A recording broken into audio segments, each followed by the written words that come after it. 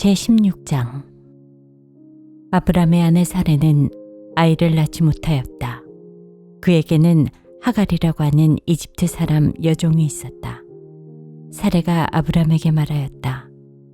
주님께서 나에게 아이를 가지지 못하게 하시니 당신은 나의 여종과 동침하십시오. 하갈의 몸을 빌려서 집안의 대를 이어갈 수 있기를 바랍니다. 아브람은 사레의 말을 따랐다. 아브람의 아내 사레가 자기의 여종 이집트 사람 하갈을 데려다가 자기 남편 아브람에게 아내로 준 때는 아브람이 가나안 땅에서 살아온 지 10년이 지난 뒤이다. 아브람이 하갈과 동침하니 하갈이 임신하였다. 하갈은 자기가 임신한 것을 알고서 자기의 여주인을 깔보았다. 사레가 아브람에게 말하였다. 내가 받는 이 고통은 당신이 책임을 지셔야 합니다. 나의 종을 당신 품에 안겨주었더니 그 종이 자기가 임신한 것을 알고서 나를 멸시합니다. 주님께서 당신과 나 사이를 판단하여 주시면 좋겠습니다. 아브람이 사레에게 말하였다. 여보, 당신의 종이니 당신 마음대로 할 수 있지 않소. 당신이 좋을 대로 그에게 하기 바라오. 사레가 하갈을 학대하니 하갈이 사레 앞에서 도망하였다. 주님의 천사가 사막에 있는 샘 곁에서 하갈을 만났다. 그 샘은 수르로 가는 길 옆에 있다. 천사가 물었다. 사레의 종 하갈아, 내가 어디서 와서 어디로 가는 길이냐? 하갈이 대답하였다. 나의 여주인 사레에게서 도망하여 나오는 길입니다. 주님의 천사가 그에게 말하였다. 너의 여주인에게로 돌아가서 그에게 복종하면서 살아라. 주님의 천사가 그에게 또 일렀다. 내가 너에게 많은 자손을 주겠다. 자손이 셀 수도 없을 만큼 불어나게 하겠다. 주님의 천사가 그에게 또 일렀다. 너는 임신한 몸이다. 아들을 낳게 될 터이니 그의 이름을 이스마엘이라고 하여라. 내가 고통 가운데서 부르짖는 소리를 주님께서 들으셨기 때문이다. 너의 아들은 들나귀처럼 될 것이다. 그는 모든 사람과 싸울 것이고 모든 사람 또한 그와 싸울 것이다. 그는 자기의 모든 친족과 대결하며 살아가게 될 것이다. 하갈은 내가 여기에서 나를 보시는 하나님을 배웠고 이렇게 살아서 겪은 일을 말할 수 있다니 하면서 자기에게 말씀하신 주님을 보시는 하나님이라고 이름지어서 불렀다. 그래서 그 샘 이름도 브엘라 헤로이라고 지어서 부르게 되었다. 그 샘은 지금도 가데스와 베렛 사이에 그대로 있다.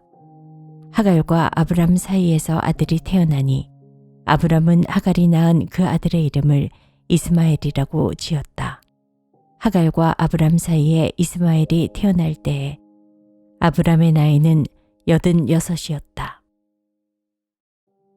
제17장.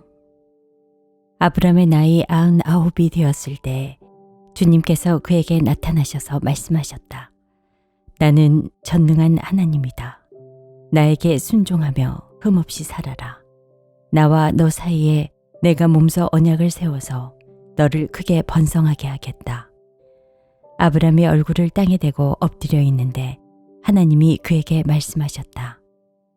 나는 너와 언약을 세우고 약속한다. 너는 여러 민족의 조상이 될 것이다.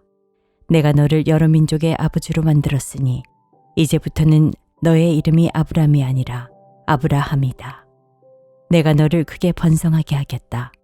너에게서 여러 민족이 나오고 너에게서 왕들도 나올 것이다. 내가 너와 세우는 언약은 나와 너 사이에 맺는 것일 뿐 아니라 너의 뒤에 오는 너의 자손과도 대대로 세우는 영원한 언약이다. 이 언약을 따라서 나는 너의 하나님이 될 뿐만 아니라 뒤에 오는 너의 자손의 하나님도 될 것이다. 내가 지금 나그네로 사는 이 가나안 땅을 너와 내 뒤에 오는 자손에게 영원한 소유로 모두 주고 나는 그들의 하나님이 될 것이다. 하나님이 또 아브람에게 말씀하셨다. 너는 나와 세운 언약을 잘 지켜야 하고 내 뒤에 오는 너의 자손도 대대로 이 언약을 잘 지켜야 한다. 너희 가운데서 남자는 모두 할례를 받아야 한다. 이것은 너와 내 뒤에 오는 너의 자손과 세우는 나의 언약, 곧 너희가 모두 지켜야 할 언약이다. 너희는 포피를 베어서 할례를 받게 하여라. 이것이 나와 너희 사이에 세우는 언약의 표이다. 대대로 너희 가운데서 남자는 모두 난 지 8해 만에 할례를 받아야 한다. 너희 집에서 태어난 종들과 너희가 외국인에게 돈을 주고서 사온 종도 비록 너희의 자손은 아니라 해도 마찬가지로 할례를 받아야 한다. 집에서 태어난 종과 외국인에게 돈을 주고서 사온 종도 할례를 받아야 한다. 그렇게 하여야만 나의 언약이 너희 몸에 영원한 언약으로 새겨질 것이다. 할례를 받지 않은 남자, 곧 포피를 베지 않은 남자는 나의 언약을 깨뜨린 자이니 그는 나의 백성에게서 끊어진다. 하나님이 아브라함에게 또 말씀하셨다. 너의 아내 사레를 이제 사레라고 하지 말고 사라라고 하여라.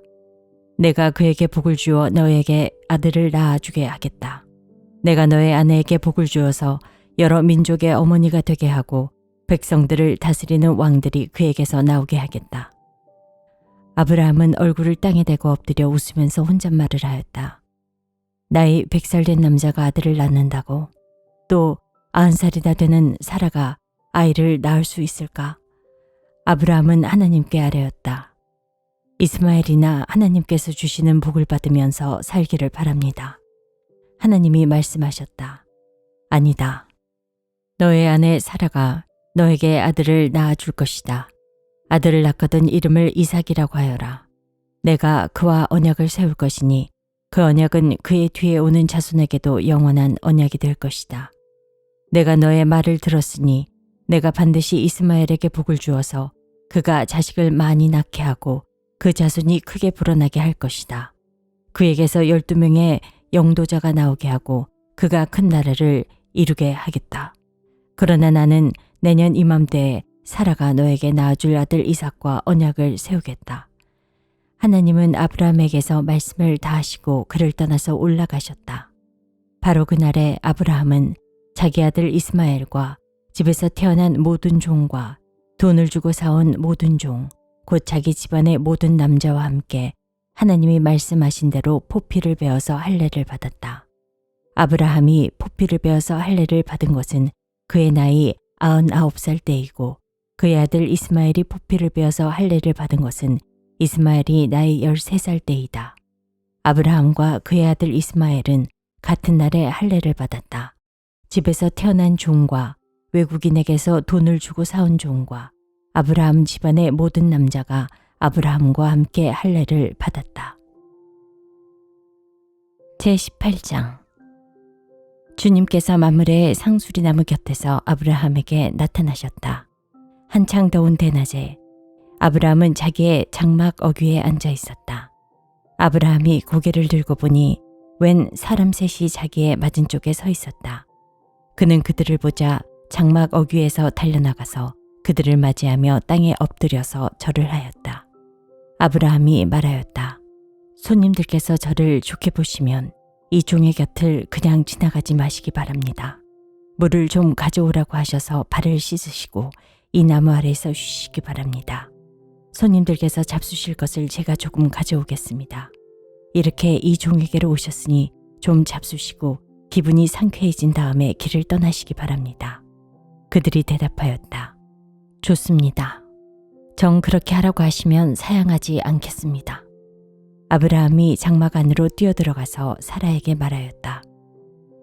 빨리 고운 밀가루 3사를 가지고 와서 반죽을 하여 빵을 좀 구우시오. 아브라함이 집 짐승떼가 있는 데로 달려가서 기름진 좋은 송아지 한 마리를 끌어다가 하인에게 주니 하인이 재빨리 그것을 잡아서 요리하였다. 아브라함이 엉긴 젖과 우유와 하인이 만든 송아지 요리를 나그네들 앞에 차려놓았다.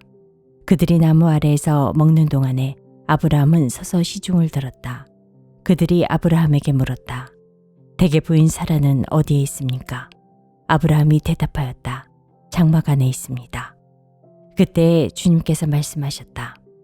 다음에 이맘때에 내가 반드시 너를 다시 찾아오겠다.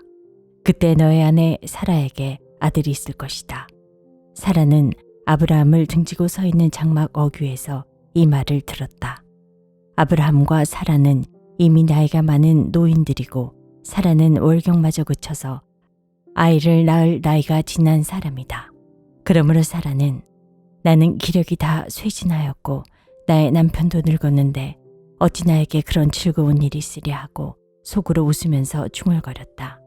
그때 주님께서 아브라함에게 말씀하셨다. 어찌하여 사라가 웃으면서 이 늙은 나이에 내가 어찌 아들 낳으랴 하느냐. 나 주가 할 수 없는 일이 있느냐. 다음에 이맘때에 내가 다시 너를 찾아오겠다. 그때 사라에게 아들이 있을 것이다. 사라는 두려워서 거짓말을 하였다. 저는 웃지 않았습니다. 그러나 주님께서 말씀하셨다. 아니다. 너는 웃었다. 그 사람들이 떠나려고 일어서서 소돔이 내려다 보이는 데로 갔다. 아브라함은 그들을 바래다 주려고 함께 얼마쯤 걸었다. 그때 주님께서 말씀하셨다. 내가 앞으로 하려고 하는 일을 어찌 아브라함에게 숨기랴.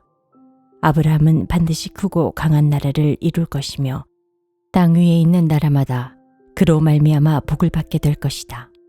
내가 아브라함을 선택한 것은 그가 자식들과 자손을 잘 가르쳐서 나에게 순종하게 하고 옳고 바른 일을 하도록 가르치라는 뜻에서 한 것이다. 그의 자손이 아브라함에게서 배운 대로 하면 나는 아브라함에게 약속한 대로 다 이루어 주겠다. 주님께서 또 말씀하셨다. 소돔과 고모라에서 들려오는 저 울부짖는 소리가 너무 크다.